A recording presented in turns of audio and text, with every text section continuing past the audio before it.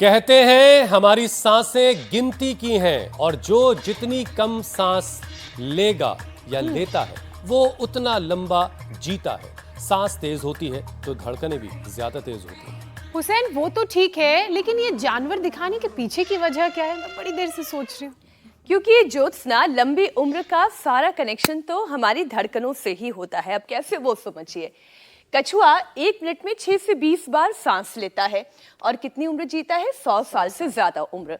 अब हाथी की बात करें, भारी भरकम हाथी 1 मिनट में तकरीबन ये देखिए 25 से 35 बार सांस लेता है, 70 साल से ज्यादा जीवन जीता है। ये हाथी की बात हो गई। और ये छोटा सा चूहा 1 मिनट में 500 बार सांस लेता है और उसकी उम्र आप जानती ही हैं, 1.5 साल तक छोटा सा जीवन होता है। यानी जितनी सांसें आपने ली उतनी कम जिंदगी, जितनी कम सांसें ली उतनी लंबी। बिल्कुल, क्या बात है। तो सांस लेने का यही सही तरीका ही तो है, तो धड़कन को नॉर्मल करके रखता है और उम्र भी लंबी होती है। इसलिए सांस लेते वक्त SSLD का ध्यान जरूर रखें। ये देखिए, अब ये SSLD क्या बला है? आज मैं थोड़ी टीचर की भूमिका में हूँ, ये भी आपको बता देती हूँ। अब SSLD का मतलब ये है धड़कन नॉर्मल, तनाव कम। ये देखिए आ गया SSLD। सांस आराम से ले, हम करते हैं ना डीप ब्रीदिंग, धीमे धीमे सांस लें और फिर लंबी लंबी ब्रीदिंग करें, लॉन्ग ब्रेथ। और डी यानी कि गहरी सांस, डीप ब्रीदिंग। तो ये है SSLD पूरा फॉर्मूला जो मैंने आपके सामने रखा। और दिल की सेहत के लिए 3 और आदतें भी जान लीजिए जो आपको जरूर अपनानी चाहिए। नंबर 1 है ध्यान, मेडिटेशन करें। नंबर 2 है सही खान पान को अपनाएं, यानी डाइट सही रखें। नंबर 3 पर आती है हफ्ते में 7 दिन वर्कआउट जरूर करें, एक्सरसाइज जरूर करें। और जो लोग ये बहाना बनाते हैं कि रोज उन्हें वर्कआउट करने का, एक्सरसाइज करने का वक्त नहीं मिलता है, तो वो वीकेंड वॉरियर बन सकते हैं। अब ये वीकेंड वॉरियर क्या है ये भी आप जानना चाहेंगे, ये कौन होते हैं? देखिए, सारे सस्पेंस से पर्दा हुसैन आप ही नहीं उठाएंगे, थोड़े मेरे पास भी राज हैं, कुछ सीक्रेट्स मेरे पास भी हैं। वीकेंड वॉरियर्स यानी कि ये एक पैटर्न है जिसमें लोग हफ्ते में सिर्फ 2 से 3 ही दिन एक्सरसाइज करते हैं। और जो लेटेस्ट स्टडी सामने आई है उससे ये पता चला है कि वीक में 2-3 दिन भी अगर आपने वर्कआउट कर लिया तो मौत का खतरा 21%, हार्ट अटैक का रिस्क 33% तक कम हो सकता है। 2 दिन, 3 दिन, 7 दिन, जितने दिन हो करो, लेकिन करना जरूर है। क्योंकि आजकल हार्ट अटैक के मामले बहुत तेजी से बढ़ रहे हैं। दिल के दौरे से मौत का आंकड़ा 2 गुने से भी ज्यादा हो गया है। अच्छा मीनाक्षी, लोगों ने अगर हमारा आज का ये कार्यक्रम पूरा देख लिया और सांसों का जो तरीका है उसे सुधार लिया, खान पान बदल लिया और पसीना बहाने की शुरुआत कर ली, तो यकीन मानिए लोगों का दिल उन्हें धोखा नहीं देगा। लेकिन ये सब कुछ करना कैसे है, ये सब कुछ हमें स्वामी जी बताते हैं रोजाना। आज फिर हमें बताएंगे कि बेहतर सांस लेने का तरीका क्या है। स्वामी जी प्रणाम, बहुत बहुत स्वागत। प्रणाम स्वामी जी। बहुत बहुत प्रणाम। देखो ये भी पेड़ों के बीच और हमने हट्स भी ऐसे, ये भी ऐसे बना रखे हैं कि यहाँ पर जो ऐसे एनवायरनमेंट में रह लेगा ना, उसकी सांसें तो बहुत अच्छी चलेंगी। और यदि कोई हमारी तरह से तेज दौड़ लगा लेगा फिर तो कहना ही क्या है। एक बार पहले धीरे धीरे, फिर ऐसे तेजी से दौड़े। और ये मेरे दोनों तरफ आप देख रहे हो कितने सुंदर सुंदर नेचुरल हार्ट्स बने, प्रकृति संस्कृति के अंग संग जिए।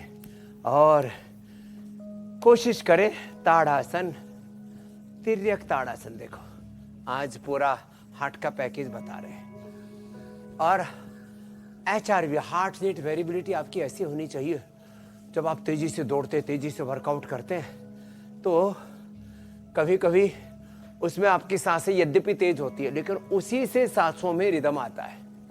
मैं तेज दौड़ता भी हूँ, तेज 1 मिनट में 150-200 बार तक भस्त्रिका कपालभाति भी करता हूँ, अनुलोम विलोम भी करता हूँ। लेकिन उसके बाद मेरी सांसें पता है कितनी आ जाती है? 1 मिनट में 4 से 5 श्वास चलती है। आप जो सांसों का विज्ञान आप कह रहे थे ना, फिर 1 मिनट और में स्वामी जी आज ये विज्ञान पढ़ाया है हमारी टीचर जी ने, और जो ये रिसर्च हमारी टीम ने की थी स्वामी जी, ये कमाल की है और इस तरफ कभी किसी ने ध्यान ही नहीं दिया। वो कछुए खरगोश की कहानी हम पढ़ते ज़रूर रहे, लेकिन इस पर आज सबको बहुत गौर से ध्यान देना चाहिए। अभी हमने स्वामी जी कार्यक्रम की शुरुआत में कुछ जानवर दिखाए। कछुआ जो 1 मिनट में सिर्फ 6 से 20 बार सांस लेता है और 100 साल लंबी उम्र जीता है। हाथी 1 मिनट में 25 से 35 बार सांस लेता है, 70 बरस की उम्र जीता है और हाथी कहलाता है। और वहीं चूहे का दिल जो है 1 मिनट में 500 बार तक धड़क जाता है और उसकी उम्र सिर्फ 1.5 साल तक होती है, जबकि एक एडल्ट नॉर्मली 20 बार सांस लेता है। तो स्वामी जी, दिल और धड़कन का ये जो सांसों की रफ्तार से क्या कनेक्शन है, और जो जितनी कम सांसें ले रहा है वो बहुत लंबा जिए चला जा रहा है, ये क्या माजरा है, जरा बताइए। वो जो कहावत है स्वामी जी अंग्रेजी में, slow and steady wins the race, तो ये स्लो एंड स्टडी ब्रेथ कैसे जंग जिता देती है, इसे समझाएं। इसको थोड़ा बताता हूँ। देखो, लोक भाषा में कहते हैं सति मूले तद विपाकः जात्यायुर्भोग, ऐसा महर्षि पतंजलि ने भी योग सूत्र में कहा है। इसको मैं थोड़ा सा वैज्ञानिक दृष्टि से एक्सप्लेन करता हूँ। ताड़ासन, तिलक ताड़ासन, बैठ करके, खड़े होकर के ये अभ्यास आज पूरा हार्ट के अभ्यास करते करते बता रहा हूँ। जो सुबह खाली पेट उठ करके ये गाय के घी में या बटर में भुनी हुई लहसुन की कली 3-5 से लेकर के 3 से शुरू करते, फिर रोज़ 1-1 बढ़ा करके 10-11 तक खिला देते हैं सुबह शाम। कोलेस्ट्रॉल बढ़ा हुआ है तो लिपिडोम, खाली पेट कार्डियोगेट, खाने के बाद हृदय में दर्द में छाल दालचीनी या अर्जुन अरिष्ट दे देते हैं। ये तो औषधि की बात हुई। अब बात देखो सांसों की है। सांस जितने सहज होंगे उतना ही हमारे अंदरूनी जो उथल पुथल है हमारे ऑर्गन्स में, हमारे ऑर्गन्स में एक लयबद्धता, एक रिदम होना चाहिए। माने हार्ट हो, लंग हो, लीवर, किडनी हो, उन सब के अंदर एक सहज प्रवाह, कोई उथल पुथल नहीं तन में और मन में भी। बहुतों के मन में उधेड़ बुन, उथल पुथल, आपाधापी, ऐसे मतलब पगलाए से रहते हैं हर समय, वो भी ठीक नहीं है। तो जितना ज़्यादा हम रिदम में रहेंगे उतना हमारा स्ट्रेस कम बढ़ेगा, उतना हमारे अंग प्रत्यंगों की जो आंतरिक क्रियाएं हैं वो ठीक से चलती रहेंगी। इसलिए जब आप दौड़ते हैं अथवा तेज़ी से प्राणायाम करते हैं, जैसे मैंने आपको, देखो अभी मैं आपको दोनों तरह से करके दिखाता हूँ। अभी आगे अभ्यास बाकी है हार्ट के।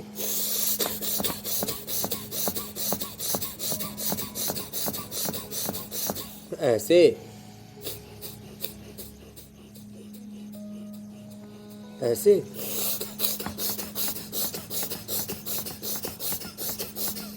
अब देखो, एक बार तो मैंने तेजी से किया,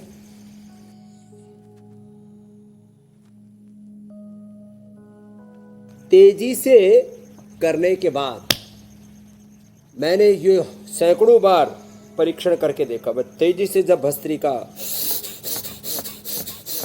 तेजी से कपालभाति,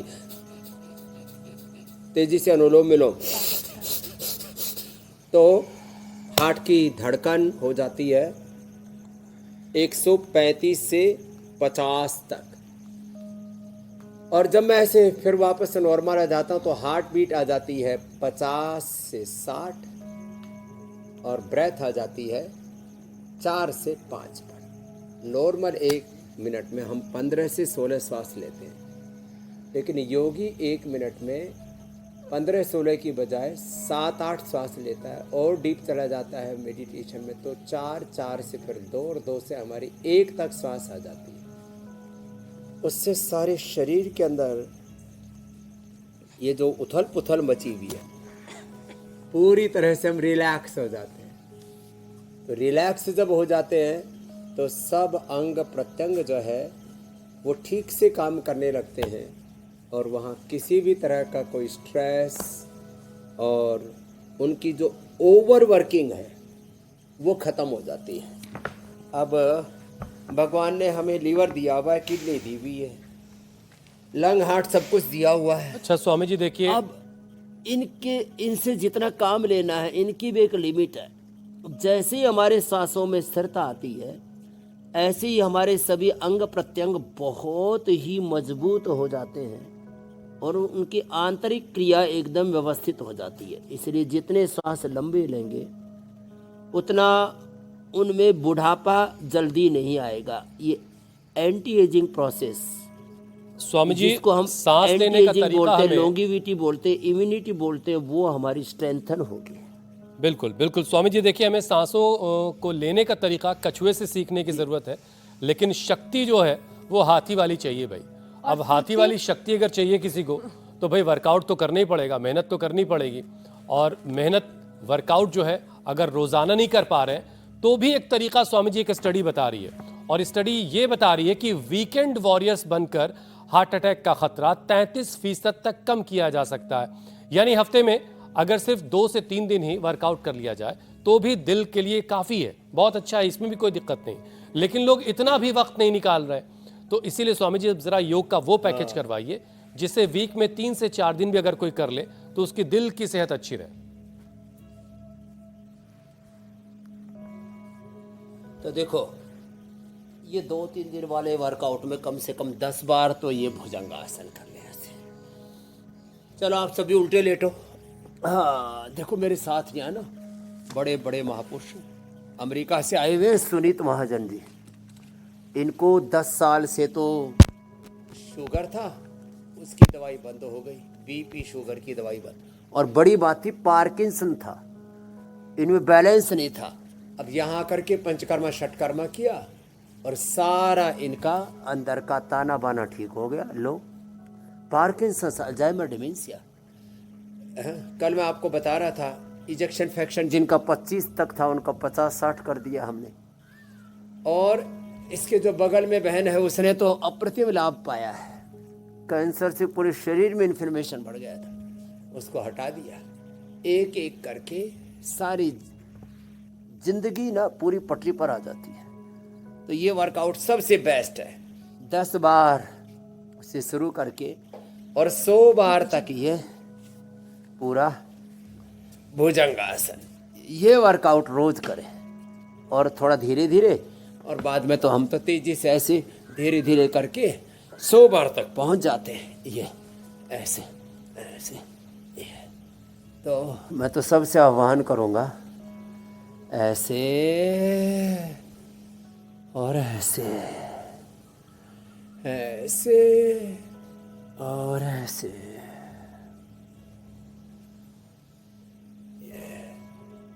ये। और जो कर सके फिर उनको ये भी कर लेना, ये ऐसे साधारण, और फिर ये ऐसे और ऐसे, ऐसे और फिर ऐसे। ये तो बहुत ही जबरदस्त है। फिर जिनके हार्ट के अंदर की अंदरूनी प्रक्रिया गड़बड़ हो जाती है उनको हृदय बस्ती करते हैं। ये हमारे भाई इधर करने में लगे हुए हैं, बहुत जबरदस्त प्रक्रिया है।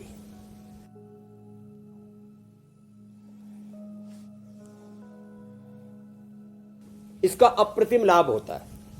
तो फिर देखो, सीधे लेट करके, ये बड़ा जबरदस्त है। एक तो भुजंगासन है और एक मरकटासन। मरकटासन और पवन मुक्तासन ये तो सब हार्ट के रोगियों को करना है। बैठ के मंडूकासन और गोमुखासन, ताज हार्ट का पूरा पैकेज बता दिया। ये वर्कआउट अच्छा स्वामी जी, हार्ट की 5 बड़ी बीमारियां हैं। इतनी सारी कोशिशें देखो, हर व्यक्ति कर रहा है। जी जी, इतनी सारी कोशिशें स्वामी जी हर व्यक्ति कर रहा है कि वो दिल की बीमारी से बच जाए, लेकिन फिर भी आज की तारीख में रिसर्च ये बताती है कि दिल की बीमारी मौत की सबसे बड़ी वजह है। और छोटे बच्चों में कार्डियक प्रॉब्लम की दिक्कत भी पहले के मुकाबले 6 गुना ज्यादा बढ़ गई है। स्वामी जी, बड़ों का तो फिर भी समझ में आता है कि स्ट्रेस है, वर्कलोड है, एक्सरसाइज करने का समय नहीं है, लेकिन जब छोटे छोटे बच्चों को दिल का दौरा पड़ रहा है या उन्हें हार्ट की तकलीफें पैदा हो रही हैं तो बड़ी हैरानी होती है। छोटे बच्चों में लक्षण कैसे पहचाने? क्यों छोटे बच्चों का दिल धोखा दे रहा है? तो देखो, छोटे बच्चों में जिनको वैक्सीनेशन करवाया है, जिनको आपने किसी भी कारण से एंटीबायोटिक्स दिए हैं, जिनको पैरासीटामोल, क्रोसिन आदि आपने दिए हैं, उनको शुगर होने की, उनको हार्ट की प्रॉब्लम होने की, सिंथेटिक दवाइयाँ, सिंथेटिक फूड, फिर अलग अलग प्रकार के रेडिएशन, पोल्यूशन, जिसके ऊपर कल हमने विस्तार से बात की थी, ये सब से शरीर का जो स्वाभाविक ऊर्जा तंत्र है वो बाधित हो रहा है और अचानक ब्रेन स्ट्रोक, हार्ट अटैक होकर के बच्चों की डेथ हो रही है। इसलिए मैं कह रहा था हार्ट की जो 5 बड़ी समस्याएं, चाहे लोगों को बहुत तेज धड़कन, टैकीकार्डिया की प्रॉब्लम, चाहे ईएफ की इजेक्शन फ्रैक्शन कम हो गया है, 15, 20, 25 तक आ गया जो 50-60 होना चाहिए, चाहे लोगों को ब्लॉकेज है उसमें bypass, open heart surgery, angioplasty के लिए बोल दिया, चाहे हार्ट इनलार्ज हो गया है, चाहे हार्ट में किसी भी प्रकार का इन्फ्लेमेशन है, किसी में तो कैल्सिफिकेशन भी हो जाता है। ये सारी चीज़ें आज जो अभ्यास बता रहे, और अर्जुन की छाल दालचीनी तो इतना बेस्ट है, उससे हमने 2-4 महीने प्रयोग करा करके जिनका इजेक्शन फ्रैक्शन 20-25 तक था उनका 50-60 कर दिया है, हार्ट की ब्लॉकेज को निकाल दिया है, हार्ट में कैल्सिफिकेशन को भी ठीक कर दिया है, टैकीकार्डिया की प्रॉब्लम भी ठीक हो गई, हार्ट किसी का इलाज था और अंदर हार्ट में कोई भी इन्फ्लेमेशन था वो सब भी धो दिया अंदर से अर्जुन की छाल दालचीनी। तो इतना प्रयोग सब करें, सुबह उठ करके आंवला, एलोवेरा, गिलोय, गोधन और कहानी ये तो पी लिया तो 100 साल की स्वस्थ जिंदगी की गारंटी वाला काम हो जाता है। और फिर इतना अभ्यास तो जितना बता चुके इतना तो सबको करना है, इसके आगे जो बता रहे ये एक्स्ट्रा में है। इतना कर लिया, बच्चों को बचपन से ही सूर्य नमस्कार कराना। अभी देखो सूर्य नमस्कार कितना इजी है, बच्चे तो आराम से कर लेते हैं, प्रॉब्लम बड़ों की है। बड़े यदि सूर्य नमस्कार न कर पाए तो कम से कम तेजी से चले और जो दौड़ सके वो दौड़े। बच्चों को बचपन से सूर्य नमस्कार करवाइए, बच्चों को बचपन से अच्छा खाना खिलाइए, दूध, दही, मिलेट्स आदि का, नेचुरल घी, नेचुरल तेल, अंकुरित, सब जो नेचुरल चीज़ें उनके ऊपर डालें सबको, वो बहुत ज़रूरी है। ये अच्छा स्वामी जी, देखिए कुछ लोगों के पास बहाना है कि उनके पास वक्त नहीं है, तो चलिए उन्होंने वीकेंड वॉरियर होने का फैसला कर लिया। लेकिन कुछ लोगों को स्वामी जी एक्सरसाइज का बड़ा शौक होता है, अब इतना शौक होता है कि वो हफ्ते में 14 बार करने की कोशिश कर रहे होते हैं। और एक चीज, एक रिपोर्ट हफ्ते में 14 बार बहुत सारा वर्कआउट वो करना चाहते हैं, सोच रहे होते हैं कि सुबह शाम में, हाँ हर वक्त लगे ही हुए हैं स्वामी जी। लेकिन एक रिपोर्ट ये बता रही है कि ज्यादा एक्सरसाइज करने से कैल्सिफिकेशन का खतरा रहता है। इतना ही नहीं, तेज अगर स्पीड से कार्डियो किया जाए तो हार्ट मसल्स का जो स्ट्रक्चर है उस पर दबाव बढ़ सकता है, उसको नुकसान पहुंच सकता है। तो स्वामी जी सही तरीका क्या है? क्या 7 दिन हफ्ते में एक्सरसाइज की जाए या उससे ज़्यादा कर ली जाए तो नुकसान करेगा? हफ्ते में 3-2 दिन वाले ज़्यादा बेहतर है? बेहतर क्या है स्वामी जी? अति सर्वत्र वर्जयेत। सुबह 1 घंटा ये तो है परफेक्ट, फिर ज़्यादा बीमारी होने पर 2 घंटा। मैं जिनको अति बल का संचय करना है, बॉडी बिल्डिंग करनी है, हाथी बनना है, पहलवानी करनी है, वो तो सुबह 4-4 घंटा वर्कआउट करे, कोई दिक्कत नहीं है। फिर लेकिन उनको दिन में सोना पड़ता है 2-3 घंटा। तो जो केवल बॉडी बनाने पर ही हैं, अब जिनको कुश्ती करनी है, जिनको रेसलिंग करनी है, जिनको बॉडी बिल्डिंग करनी है, तो फिर वो तो सुबह 4 घंटा एक्सरसाइज करते, खा पी करके फिर सो जाते 2-3 घंटे के लिए, फिर थकान दूर हो जाती है, फिर शाम का वर्कआउट करते, फिर सो जाते 7-8 घंटे के लिए। तो ये तो हो गया उनको कि जो फुल टाइम जो है केवल अपने बॉडी बिल्डिंग पर ही है, बाकी आम व्यक्ति के लिए 1 घंटे का वर्कआउट पर्याप्त है सुबह का। हाँ एकदम ठीक आपने, जो प्रोफेशनल बॉडी बिल्डर कोई काम धाम नहीं है करके बाकी के लिए नहीं, वही उनका काम है, एक्सरसाइज किया बस। नहीं वही उनका काम है, इसलिए उस दिन मैंने कहा प्रोफेशनल, जैसे हाथी कोई काम नहीं करता। वही उनका प्रोफेशन है, वही उनकी लाइफ है, वही उनका बिजनेस है। खैर, तो 1 घंटा तो सबको करना है। आज हमारे देश के प्रधानमंत्री जी कितने बिजी है, अमित शाह जी, राजनाथ जी, आदित्यनाथ जी, योगी जी, फिर भी 1 घंटा तो, हमारे रजत शर्मा जी देखो कितने व्यस्त है, रोज 1 घंटा फिजिकल वर्कआउट, और उसमें भी अनुपात 15-20 मिनट तेज एक्सरसाइज थोड़ी भारी भरकम, 15-20 आसन, 5-7 प्राणायाम, थोड़े सूक्ष्म व्यायाम, ऐसे एक इसमें भी एक बैलेंस, वन व्यायाम आसन प्राणायाम ध्यान में भी एक बैलेंस रह रहा है, सर्वत्र बैलेंस, अति सर्वत्र वर्जयेत, और सब जगह एक बैलेंस होना चाहिए। जब ये हो जाएगा फिर कोई दिक्कत नहीं है। तो आज पूरे परफेक्शन को भी बता दिया है, हर चीज में एक बैलेंस। मतलब ये है कि ऐसा नहीं सोचना व्यायाम है में कि भी, किसी एक दिन आसन जा में भी, करके प्राणायाम शरीर में बना भी, लेंगे ध्यान में, आहार या में फिर भी, महीने भर चारण जो है में, महीने भर में साल भर का सब एक्सरसाइज कर भगवान लेंगे। चरण में। तो एक अति दिन में कुछ सर्वत्र वर्जयित जो स्वामी जी निरंतर अक्सर कहते हैं, प्रक्रिया है। हर चीज़ की अति जो है वो नुकसानदेह होती है, इसलिए एक्सरसाइज में भी वर्कआउट करने में भी एक नियम का पालन करना ज़रूरी है। Swami ji, Harvard School of Public Health की एक स्टडी आई है, इसमें कहा गया कि खाली पेट वर्कआउट नहीं करना चाहिए, इससे मांसपेशियां कमज़ोर होती हैं। एक्सरसाइज से 20-30 मिनट पहले कुछ बैलेंस डाइट लेनी चाहिए, जैसे फल है, दलिया, साबूदाना हो गया, अनाज हो गया, या ऐसी कुछ चीज़ें। तो स्वामी जी, जो खाली पेट वाला, पहले तो हम लोग यही जानते थे कि एक्सरसाइज खाली पेट करना है, तो क्या सही है, अब ज़रा ये बताइए। तो देखो, पहले दिन प्रैक्टिकल करके देख लो, दलिया खा करके, कॉम्प्लेक्स ले करके, और फिर एक्सरसाइज करके देखो। तो ये जो जिम वाली एक्सरसाइज है और भारी भरकम जो वर्कआउट है, उनमें वो नियम लागू होता है जो आपने अमेरिका की स्टडी वाला बताया।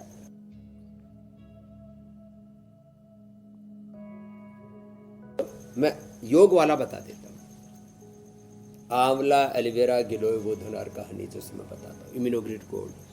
सुबह सुबह 1 चम्मच घृत पान कर लें। सुबह आप खाली पेट माने आप लौकी का जूस पी लें, संतरे का जूस पी लें, कुछ फल ले लें, लेकिन कपालभाति है, मंडूक आसन है, ये तो खाली पेट ही करने पड़ेंगे। इसलिए केवल जूस पीना अलाउ है योग वालों को। ये जो जिम वाले वर्कआउट है उसके लिए वो छूट है, और उसमें भी शिप शिप करके थोड़ा थोड़ा करके वो लोग पीते हैं।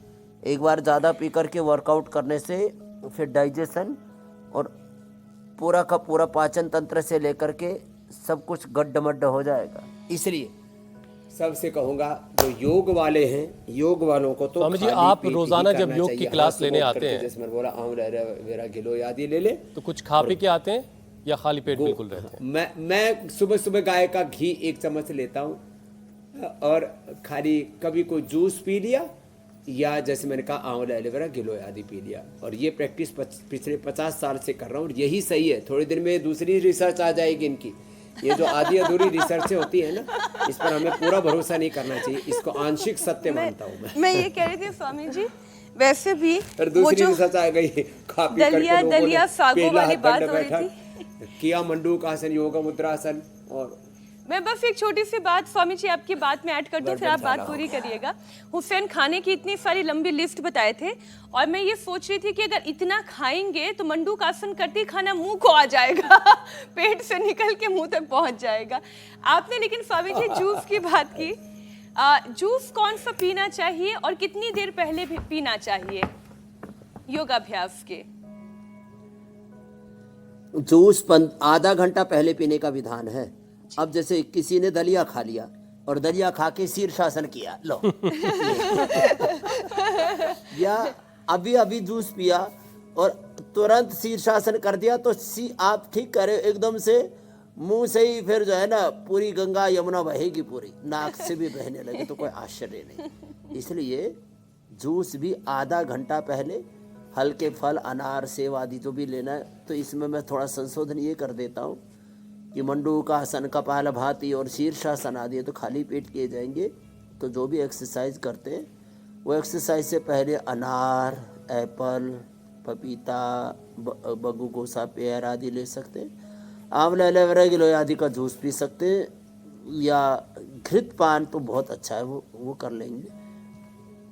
थोड़ा इम्यूनोग्रिड या जो है न्यूट्रीला डेली एक्टिव आदि ले लेंगे तो उनका असर भी ज़्यादा होगा। और ये जो खाली पेट जो एक्सरसाइज करते हैं उससे जो लॉस होता है, खास करके वेट लॉस तो ठीक है, बाकी ये जो मसल्स का लॉस होता है या शरीर में किसी भी प्रकार की ऊर्जा की हानि होती है, उससे बच जाएंगे। बस ये थोड़ा संशोधन कर दिया है, तो इस संशोधन के साथ इस बात को माने। नहीं तो मैंने कहा ना, थोड़े दिन के बाद उनकी रिसर्च आ जाएगी, अरे भाई हमने जो पहले बताया था उसमें ये भी परिणाम और आ गए, और वो अपनी रिसर्च में ही जिम वाली संशोधन कर देंगे। एक्सरसाइज में और योग में फर्क है। स्वामी जी, आज लोगों को ये तो समझ में आ गया होगा कि कौन सी एक्सरसाइज करने, किस तरह का वो वर्कआउट करें कि उन्हें अलग अलग तरह के मील की ज़रूरत पड़े, योग से पहले क्या खाना है, कितनी देर का डिस्टेंस होना, कितने वक्त का वो होना चाहिए, गैप होना चाहिए, इसके अलावा जिम से पहले क्या ले सकते हैं क्या नहीं। लेकिन स्वामी जी, जो लोग 30 से 40 की उम्र में हैं, या तो वो परिवार या फिर करियर के बीच तालमेल बिठाने के चक्कर में तनाव में उलझे रहते हैं, उनका लंबा सिटिंग वर्किंग आवर्स भी होता है, और यही कारण है कि उन पर हार्ट डिजीज का खतरा 34% ज्यादा बढ़ जाता है। जबकि स्वामी जी, हमने तो शुरू से आप जो आज रिपोर्ट भी दिखाई, जानवरों के बारे में भी बताया, उसमें देखा कि एक बात बड़ी कॉमन है, जंगल में शेर को कभी हार्ट अटैक नहीं आता क्योंकि वो शिकार के लिए हमेशा भाग दौड़ करता रहता है। लेकिन आजकल की लाइफस्टाइल में लोग दीवारों के बीच सिमटकर इस तरह से बैठ गए हैं, हालांकि भागदौड़ वो भी कर रहे हैं, लेकिन ये मानसिक भागदौड़ हो गई है कि उनके हार्ट पर खतरा बनाया है।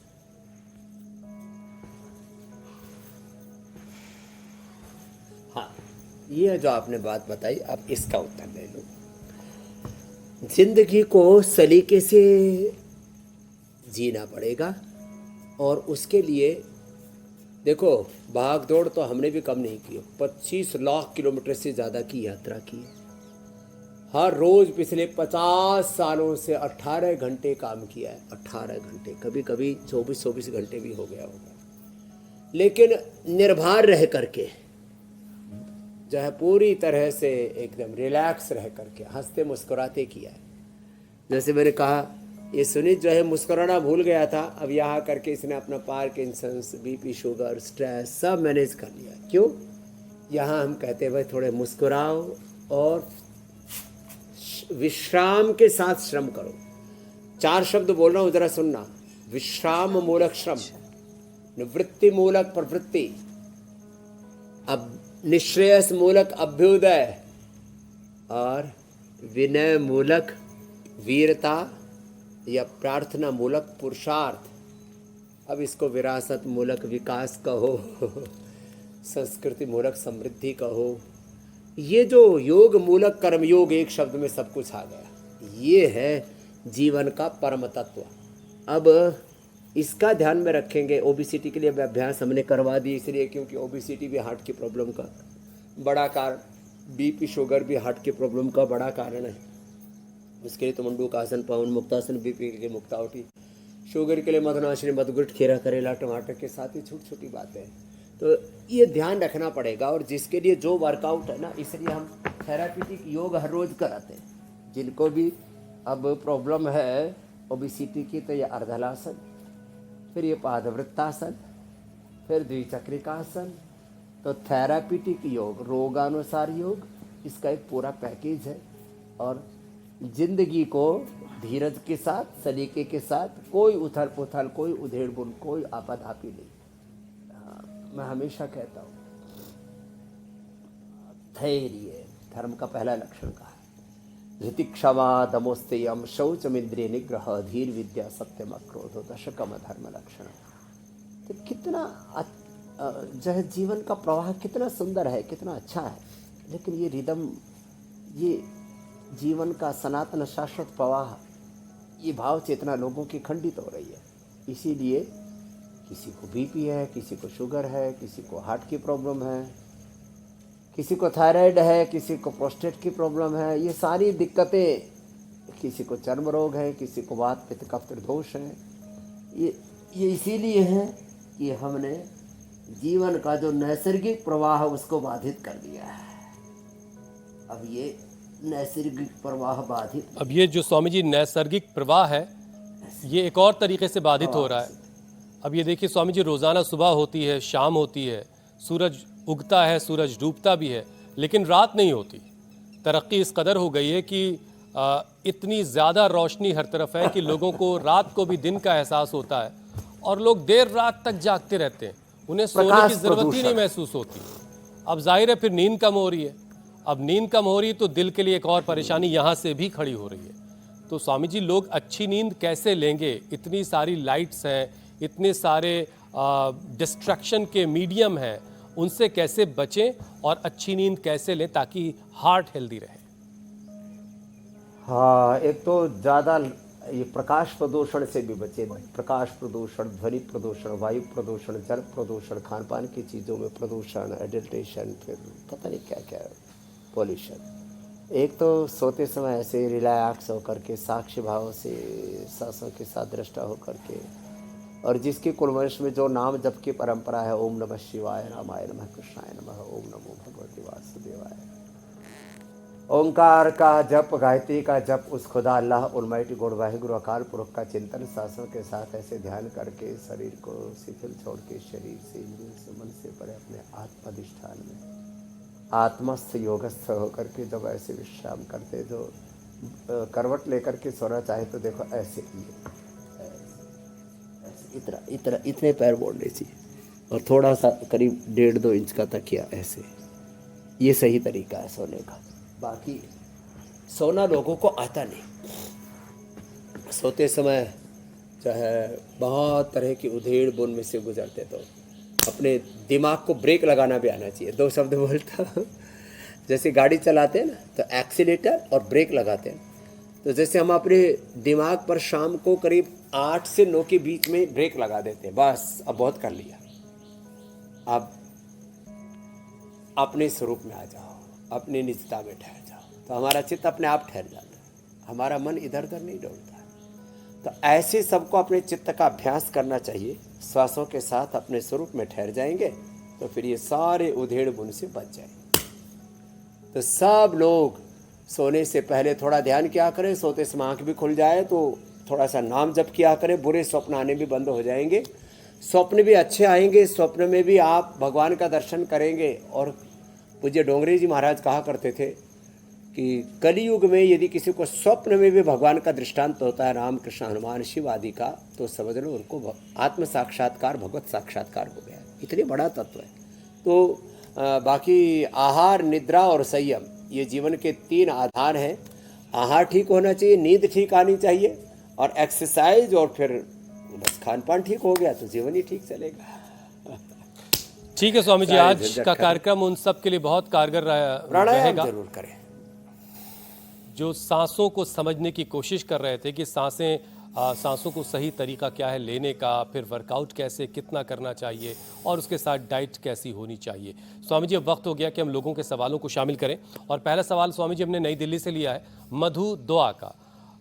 उनको बनियन फुट की समस्या है, यानी उनके पैर के अंगूठे की हड्डी बढ़ी हुई है, जो नुकीले जूते, हाई हील पहनने की वजह से होती है। उन्हें सर्जरी के लिए कहा जा रहा है, लेकिन वो बगैर सर्जरी चाहती हैं कि उनकी ये परेशानी दूर हो जाए। कोई उपाय है स्वामी जी? कहीं पर भी अंगूठे के पास से हड्डी बढ़ जाए, एड़ी के पास से हड्डी बढ़ जाए, कहीं पर किसी को यहाँ बढ़ जाती है, कहीं पर भी कोई हड्डी बढ़ जाए, कपालभाति करें, सुबह गोधन अर्घ और गोखरू का प्रयोग करें। और घर में तो हल्दी, मेथी, सौंठ, अजवाइन और अश्वगंधा मिला करके पाउडर ले सकते हैं, वातारी ले सकते हैं। खाने के बाद चंद्रप्रभावटी या गोक्षराज गुगुल एक गोली लेते रहे। ये सब जो बढ़ी हुई हड्डियाँ अपने आप बढ़ जाती हैं।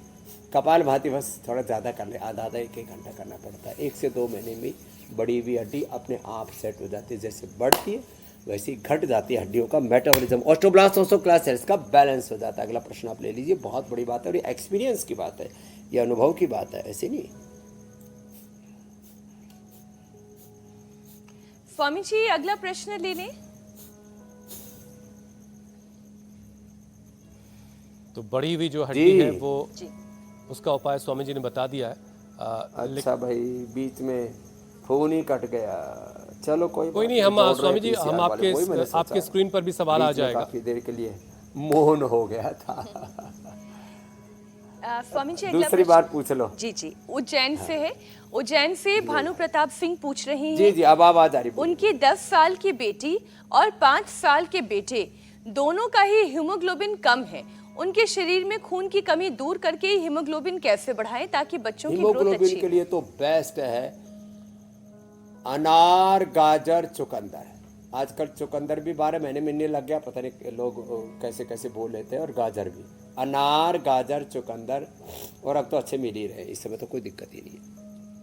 इनका जूस बना के थोड़ा सा अदरक, थोड़ा सा नींबू डाल करके पिला देना, 3 बार ये पिलाएं। और रात को खजूर, मुनक्का, अंजीर, 3 से 5 खजूर, 2 से 3 अंजीर और 5 से 10 मुनक्का रात को भिगो करके सुबह खिला दें। ऐसे ही इससे इनकी गर्मी भी मर जाती है, डाइजेस्टिव हो जाती है। मैं और कपालभाति, अनुलोम विलोम कराएं, आसनों में मंडूक आसन और पवन मुक्त आसन करवाएं। 1 सप्ताह में मैंने देखा 7 से सीधा 14, 15, 16 तक हीमोग्लोबिन हो जाता है। फिर भी बहुत ज़्यादा खून की कमी है तो हीमोग्रिड और लोहासव, नहीं तो न्यूट्रेला आयरन कॉम्प्लेक्स भी साथ में दे दें। हरी साग सब्जियाँ ज़्यादा खाएं, 100% सॉल्यूशन है। यह हजारों पर, लाखों पर किया हुआ मेरा प्रयोग बता रहा हूँ पिछले 35 सालों में। जी स्वामी जी, अब एक सवाल कोटा राजस्थान से मिर्जा वाहिद का है। उन्हें 2023 में कोरोना हुआ था, तब से ही उनका जो स्मेल और टेस्ट है वो दोनों चले गए और सुनाई देना भी कम हो गया है। अब इन परेशानियों का उपाय आपसे जानना चाह रहे हैं। वात, पित्त, कफ, त्रिदोष बढ़ने से ये होता है ज्योत्सना जी। तो नाक के अंदर गंध आ जाएगी, अणु तेल डालना, और ज़्यादा ही दिक्कत है तो थोड़ा ज्योतिषपति डालना। कान में ईयर ग्रिड डालना, सुनाई ठीक से देने लग जाएगा। और मुंह का टेस्ट, ही बहुत लोगों की प्रॉब्लम है। एक तो शंख प्रक्षालन यदि कर सके तो बहुत अच्छा है, नहीं तो एनिमा ले ले, सर्वकल्प कायाकल्प का काढ़ा बना करके या त्रिफले का काढ़ा बना करके उससे एनिमा ले लें। और थोड़े दिन लौकी, पेठे आदि का जूस, जिसको पित्तहर डाइट हम बोलते हैं ना, लौकी, एलोवेरा, व्हीट ग्रास, सीसम पीपल, बेल आदि का प्रयोग, ये सब पित्त का प्रशमन कर देते हैं, टेस्ट भी आ जाएगा।